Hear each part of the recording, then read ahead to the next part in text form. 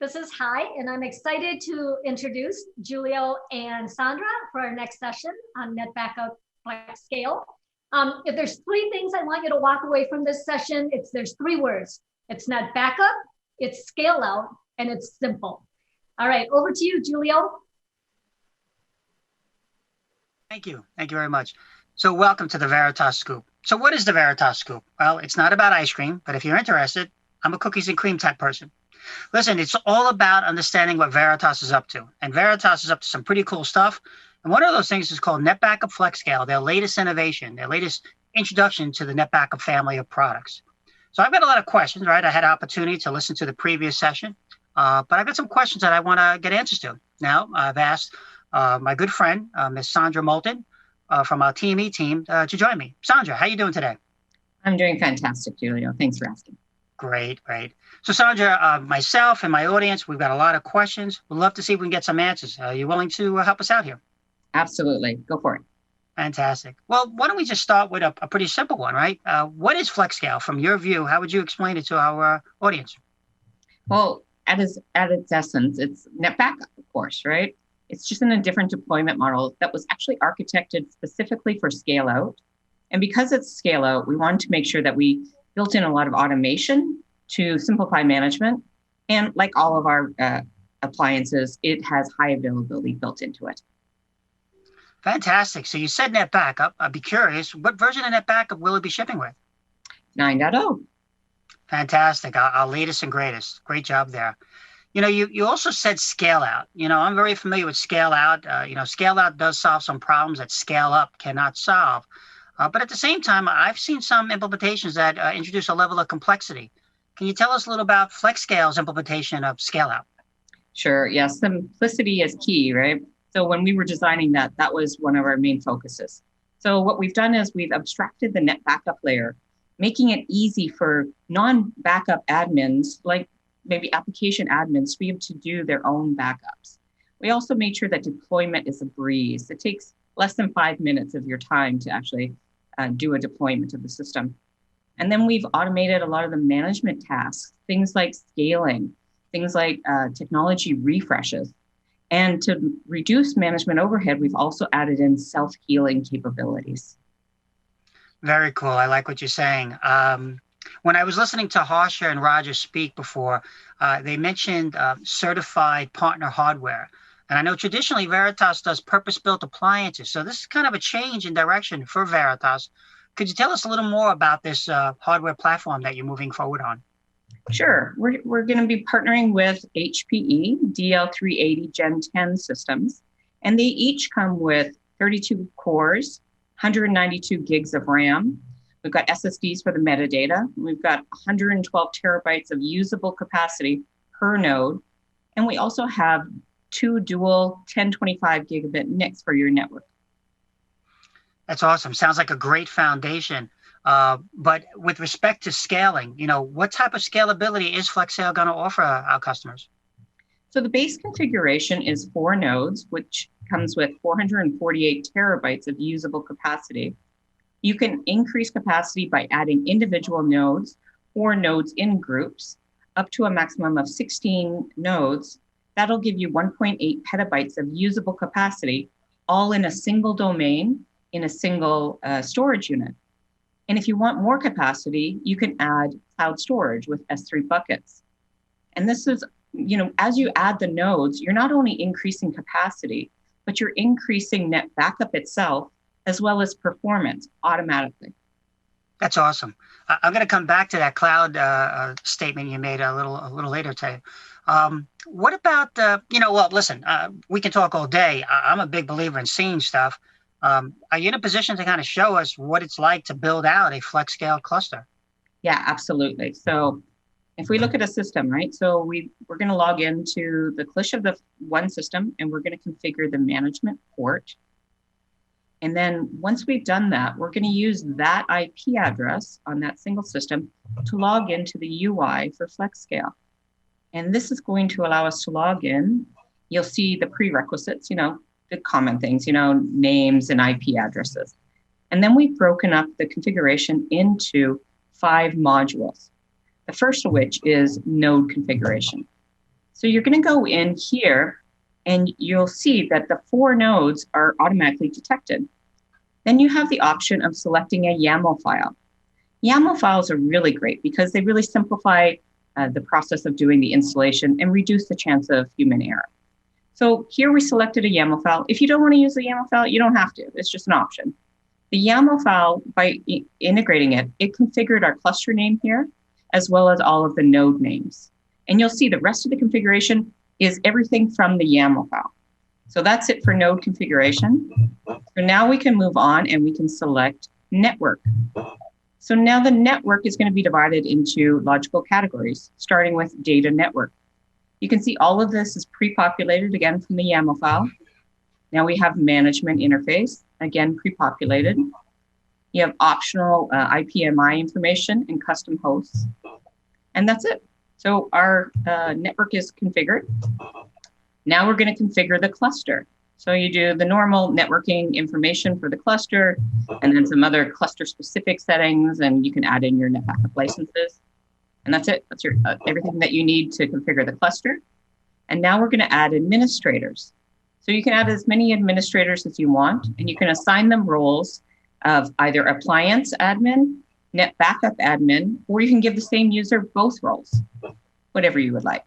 And finally, we finish up with auto support.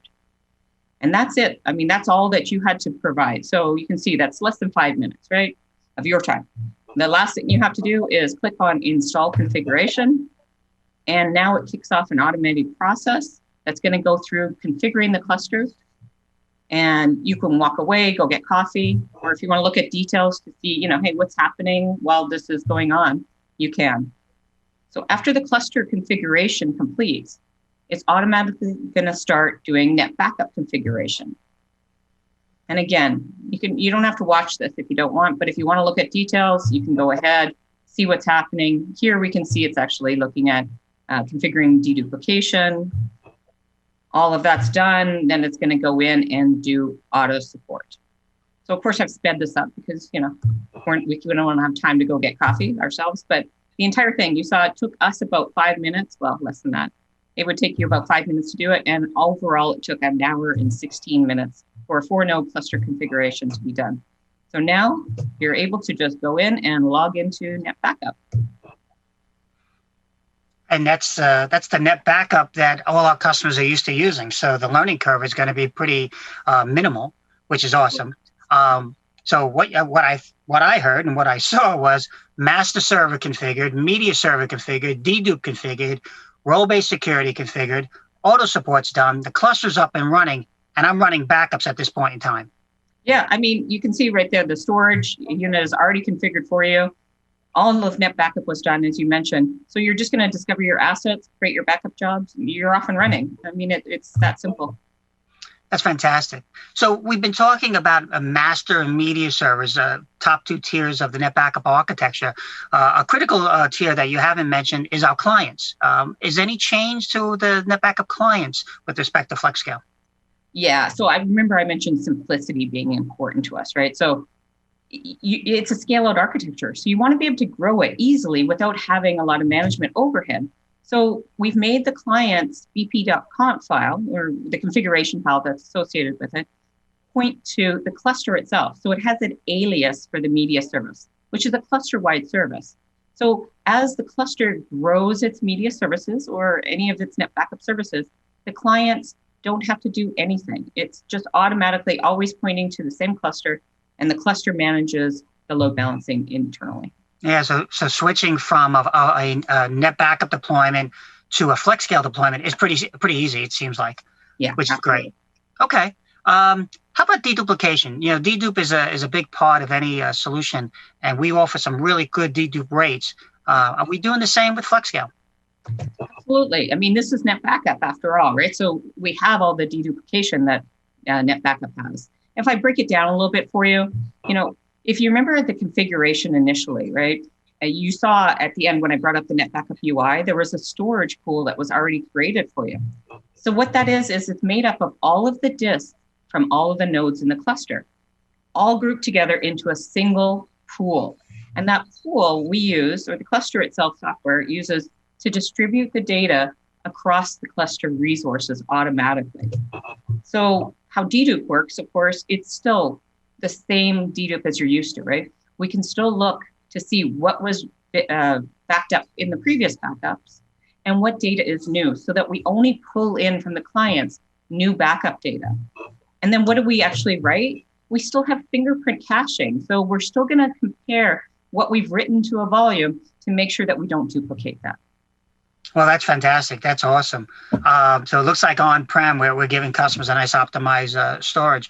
But a lot of our customers are moving to the cloud today. So as they move to the cloud, are we able to offer them some optimization, both in transport as well as storage?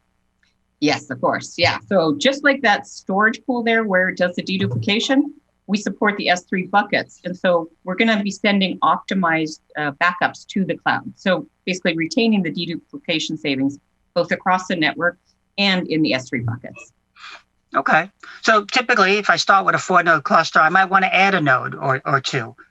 Can you walk me through what does it take to add a node to a Flex Scale cluster? Yeah, I'm totally excited about this. So thanks for asking. All right, so here I've got a 4-node cluster running, right? So you can see it's 4 nodes. You can see I have NetBackup jobs running automatically. But now we want to add a 5th node, let's say, into our cluster.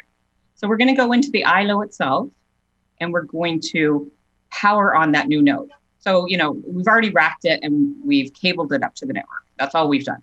Now we power it on.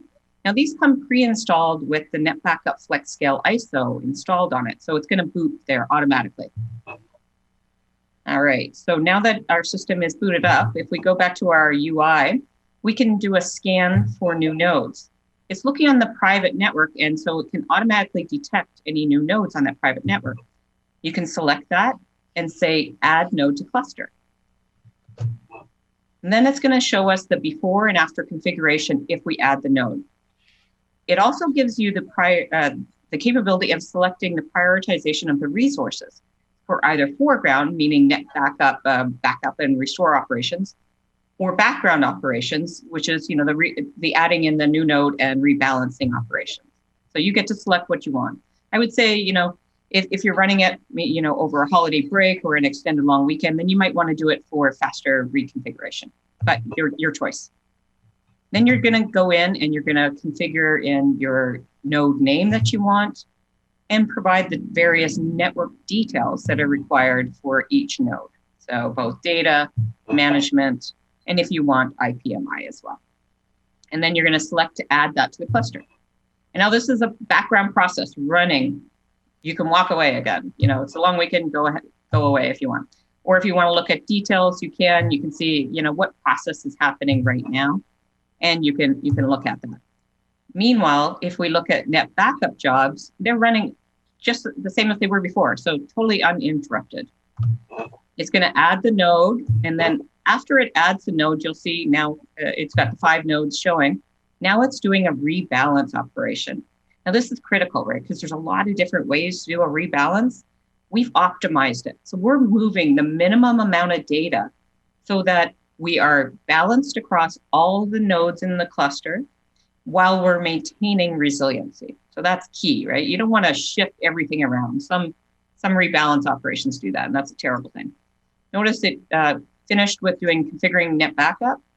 And now we're looking at the backup jobs and, we did nothing. We didn't go to the clients. Remember the bp.conf. We didn't have to modify anything there. The cluster itself started new jobs using that new node automatically. That's fantastic. I really like the idea that backups were running when we started this. And when we were done, the new node started participating in the cluster. That's great. And I'm assuming we could add more than one node at a time. Yeah, absolutely. Fantastic. So let's talk about availability. When we talk about clustering, let's talk about first hardware. What type of availability do we have around the hardware to make sure it stays up and running? So other than the nodes, of course, having no single point of failure, right? You've got redundant disks, you've got redundant power splice and everything. We're able to sustain loss of multiple disks, container failures, network, or nodes. How many node or disk failures can you handle? Sure. So it depends on your cluster size. So let's start with the base config, which is 4 nodes. So in that configuration, we can lose an entire node, which is 14 disks. We can lose that entire node, and we can lose another disk from any other node, and the data remains intact. Now, as you scale the cluster, resilience grows with it. So when we get to 6 nodes, let's say, there I can lose an entire node plus any other 2 disks. So maybe node 2, I lose a disk, node 3, I lose another disk. Or I can actually lose 2 full nodes. That's 24 disks that I can lose right there. Wow. And I don't think that will ever happen, but that's good to know. So what about the data inside those nodes? The integrity of my backup image is pretty important to me. Are we doing anything to protect the data integrity? Yeah, so we're protecting that data with erasure coding. Now, we selected erasure coding 8.4 because if you look at the different erasure coding schemes, right? Anything you do is going to, some people optimize for usable capacity, but then that affects durability. Others optimize for durability, but that affects usable capacity and performance. So it's a really big balancing act to figure out what is best. But because we understand NetBackup and we know that we're writing in large chunks, we understand exactly how we're breaking it up, and we understand the architecture that we're shipping with, 8.4 was our optimal. So can you give us a little more details about A4 and why do we make that decision versus some other options? Sure. Yeah. If you look at some of the other common options that you'll see for other scale out deployments, they're using things like 4.2 or 5.2. And, if you look at all of them, if we start with usable capacity, we're right along, the sweet spot, which is 67% usable to raw capacity. Mm-hmm. But then the next two, performance and data durability. So if we looked at performance, so what 8.4 means is that you add up the two. So that's 12 parallel fragments that are being written for every write operation. So that means that I'm distributing the load across 12 different disks within the cluster. So unless you're doing very small I/O, which is never good for performance, right? So we know we're doing larger I/Os. So by using 12 disks for every write operation, we're making the maximum use of all the resources within the cluster, which is ideal. So something like a 4.2, you're only doing 6 writes. So, even in the smallest configuration, it might be okay. It's not as good as writing 12. But imagine as you scale out a cluster. I mean, we're talking 16 nodes times 12 disks, and you're only writing 6. So that's not ideal. So having more parallel writes is definitely optimal. And then if we look at disk or data durability, you and I both know, I started in support. The biggest thing that always fails is disks. So you want to be as resilient as possible against disk failures. So with 8.4, that means that last number is how many disks can fail. So we can lose any 4 disks at any time and our data is still intact. Whereas with the other configurations, they can only lose 2 disks, and that severely limits you. And, as you said, backup data is important. That's why you're backing it up, right? So you want to make sure that's also protected. Yeah, no, that's great. Now, I would lose my NetBackup Architect license if I didn't ask you about the catalog. What are we doing around the NetBackup catalog? Sure. Yeah, you got to protect that metadata. So we built it in. So if you remember when we did the initial configuration, part of that was protecting the catalog. First, what it does is it takes those volumes and it triple mirrors it. Then it sets up a NetBackup policy that is backing up the data from the catalog onto the erasure coded disk, so onto a separate disk. And this is automatic. It also sets up snapshots. So automatically you're having snapshots running on a schedule of the catalog. And lastly, if you set up DR, it's going to set up replication for you. So that's 4 ways to protect your NetBackup catalog. Do you think that'll do? A backup of a backup of a backup of a backup? I think you're doing okay. I think you're doing good. You mentioned site recovery, and that's a big interest. So talk to me about Flex Scale. In the event that I do have a site failure, what kind of protection does Flex Scale offer me? Sure. So what we've actually added is the capability of having a DR within a single NetBackup domain. So you can have your clients writing data to one site, and then if that site goes down, a passive site, so a secondary site can take over operations and automatically have your clients back up and recover from that other site without having to recreate your policies. Well, that's great. That's fantastic. Now, we've got a lot of NetBackup customers, that have domains out there. So how would an existing customer possibly integrate with Flex Scale their existing domains? Excuse me. Sure. So just like today, you can do NetBackup Air. So you can have a NetBackup Flex Scale domain replicate data to another active domain running in your environment. Yeah. That's great. Awesome. Fantastic.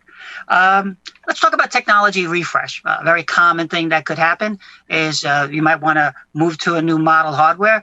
Possibly a node could fail. If this does happen, how does Flex Scale deal with that? So yeah, great question.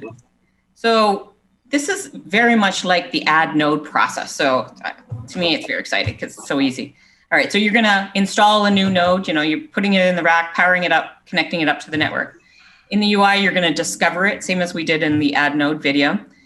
But here, you're going to be able to select which node you want to replace. And there's a simple replace node option. And I keep showing you UI and talking about UI, but everything I've talked about, you can do from API if you prefer. So it's never a problem. So you're going to select to replace the node. In the background, what that's doing is it's creating the data on the new node in the background. Backup jobs are still happening.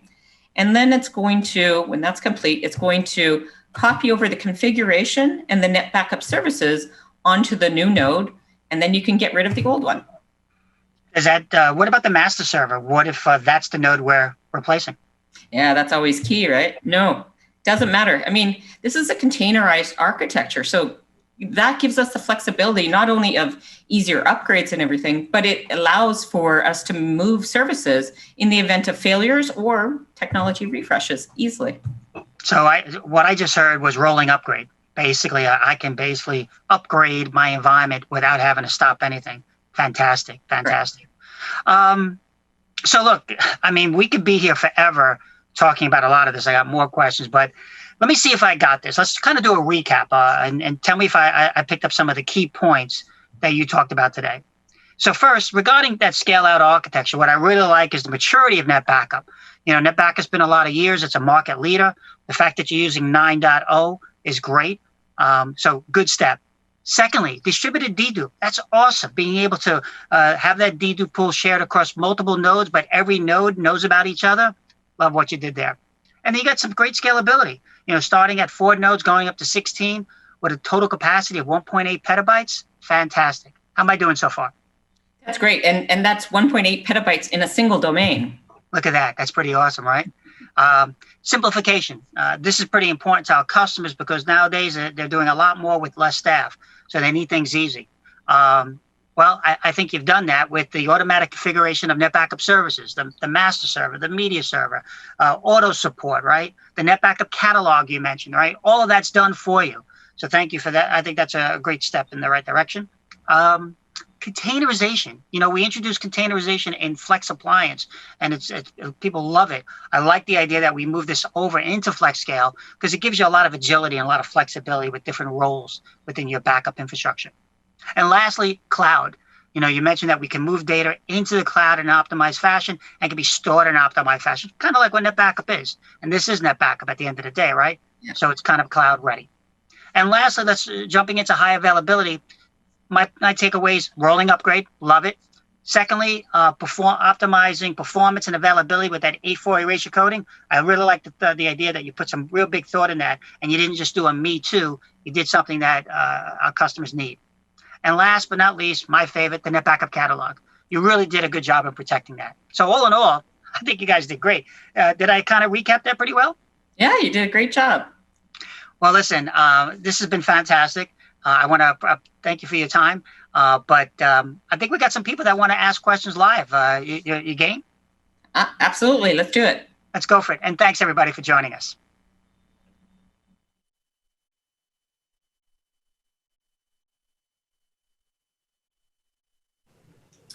Well, that was a great deep dive, and it actually answered a number of the questions we had in the chat regarding node size, capacity, vendor that we're using, and things like that. So I'll just pick out a few questions that may not have been answered during the presentation. The first one I'll cover, are you using erasure coding for the storage pool spanned across all nodes? Sandra, you want to take that one?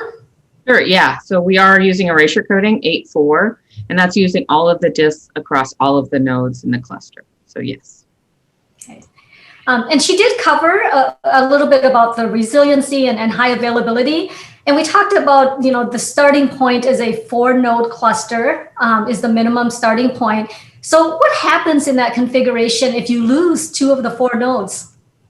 Sure. So it's with the erasure coding 8.4 and how we have the catalog protected, we're actually protected in a 4 or 5 node configuration against the loss of a full node plus any additional disk from a second node.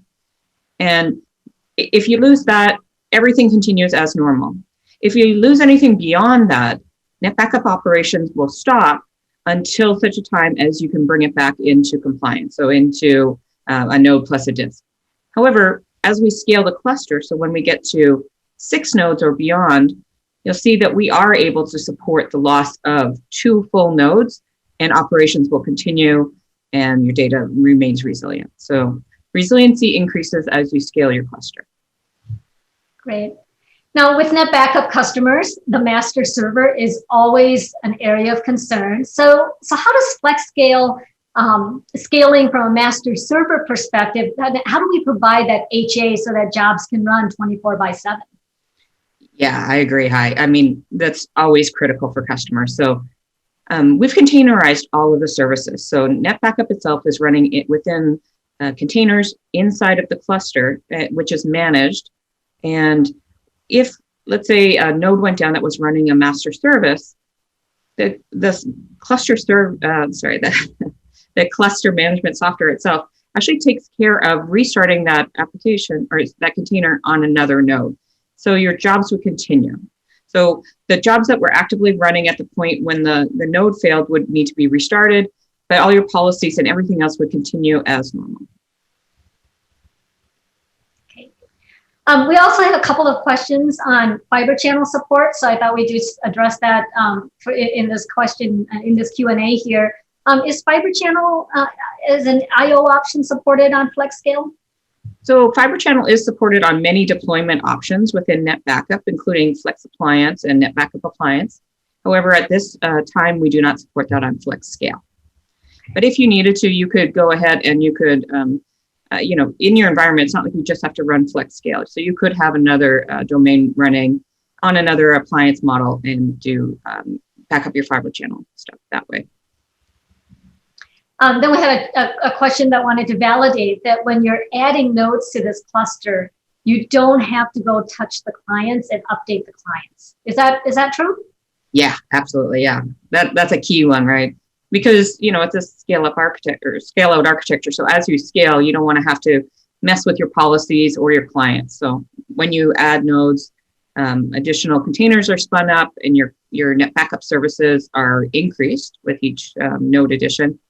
But there is no changes that you have to make other than just add the node, as I showed you in the demo of adding the node to the cluster, and then all of your resources are increased and your jobs will just automatically start being directed there using the intelligent load balancing that's built into the Flex Scale cluster. Okay.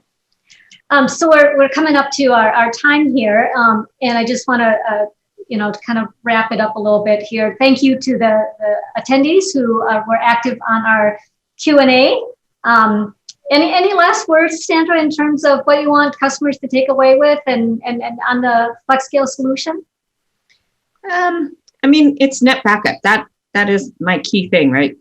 If you love NetBackup, if you want to be able to protect against, 800 plus different data sources, if you want the most trusted and most deployed backup solution out there, that's NetBackup. And Flex Scale is another deployment option that gives you the capabilities to run a single data management platform across your entire enterprise, whether it's running in a remote data center by using maybe the Flex Appliance, or whether it's in your central data center and you want to have a containerized solution that scales as you need. Flex Scale is another deployment option for NetBackup. At the end of the day, we offer customers a choice. So it's really important we do proper discovery, understand the requirements, and then solve the problem you want to solve versus just trying to sell you the product that we have to sell. Great. And one final thing, where would they find more information, Sandra, on Flex Scale if they wanted additional information? You've piqued their interest with the deep dive and they want to get more information. Where would they go? Sure. So on Veritas.com, there is a product support page for NetBackup Flex Scale. I'll be on, as well as Julio, all day. So we'll be able to answer any of your questions. If you want to have one-on-one conversations with us, reach out to your Veritas reps, and I'm happy to have them schedule meetings. We can do one-on-ones anytime you want. And we published a bunch of collateral today. So you'll see there's a white paper that I published today, I think 5 different videos. I'm going to have a series of blogs that I'll be putting out weekly. So a lot of good information out there. Great. Thank you so much, Julio and Sandra. And that wraps up our session for the day. Thanks, Hi. Take Thanks, care. everybody.